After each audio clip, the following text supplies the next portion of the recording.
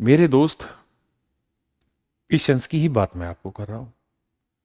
मुझे भी मेरे टीचर ने स्कूल में सुनाई थी। मैं आज उसी कहानी को आपके साथ सुना रहा हूं क्योंकि ये मेरी पहली लाइव क्लास है। और हम रोज रोज मोटिवेशन आपको नहीं दे सकते। और रोज रोज रीलों से जो आप मोटिवेशन लेते हैं, वो मोटिवेशन नहीं, वो एक किस्म का नशा है जो आपका समय बर्बाद कर रहा है। इसलिए जो आज मैं बात कर रहा हूं वो आज ही कर रहा हूं। उसका फिर मैं भी थोड़ी देर में पढ़ाना स्टार्ट करूंगा। फिर मैं इधर उधर की कोई बात आपसे नहीं करूंगा। ये दावा है मेरा। आपके बैच का एक रत्ती भर सेकंड भी वेस्ट नहीं करूंगा। मेरे प्यारे बच्चों, एक शिल्पकार था, मूर्तिकार था।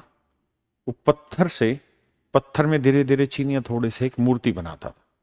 पत्थर में चीनी हथौड़े लेके एक मूर्ति बनाता था। मेरे प्यारे बच्चों, वो साइकिल से जा रहा था। रास्ते में उसे एक पत्थर मिला।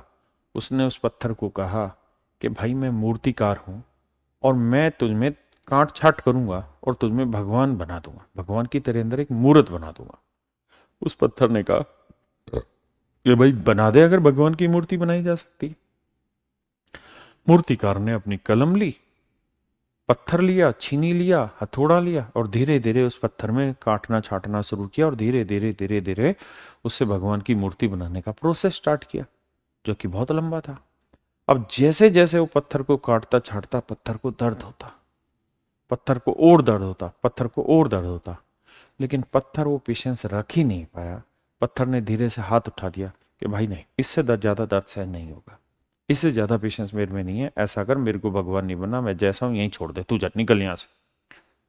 मूर्तिकार का क्या था, शिल्पकार का क्या बिगड़ना था।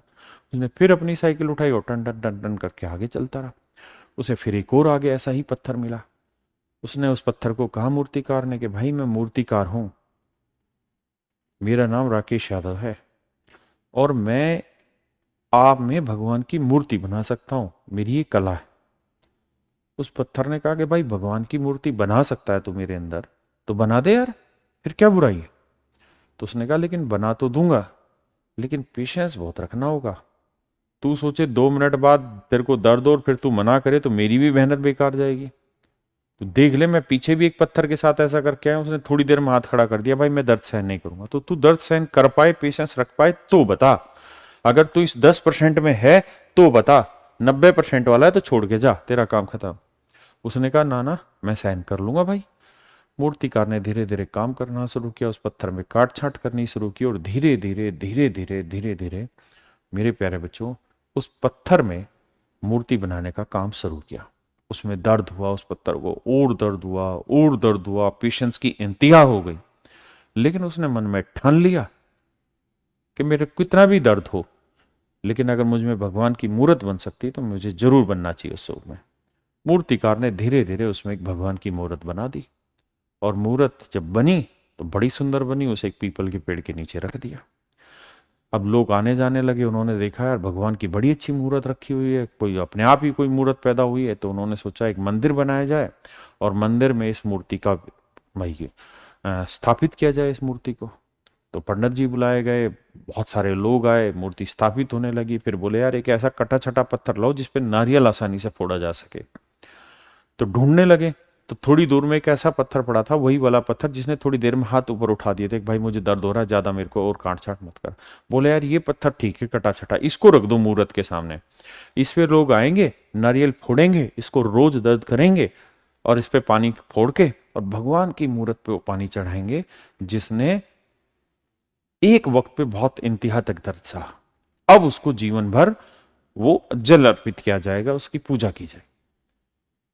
अब मेरे प्यारे बच्चों, जो कटा छटा पत्थर था, जो थोड़ी देर में पेशेंस को बैठा था, अब उसकी हालत ये हो गई कि उसके ऊपर रोज नारियल फोड़े जाए, रोज उसको दर्द दिया जाए। लेकिन मजाल क्या, वो पत्थर आज अपना हाथ ऊपर उठा ले, आज हाथ ऊपर नहीं उठा सकता, अब तो रोज उस पर दर्द होगा। तो मेरे नन्हे मुन्ने बच्चों, आप भी वही पत्थर हैं और मैं वही मूर्तिकार हूं। अगर आप में इतना पेशेंस है कि आप अपने अंदर सिलेक्शन तक का पेशेंस रख पाए, दर्द सहन कर पाए, डिसिप्लिन सहन कर पाए, तो मेरे प्यारे बच्चों आपका इस क्लास में स्वागत है। अदरवाइज आपने फीस पे कर दी, टाटा बाय बाय, क्या करें उसमें।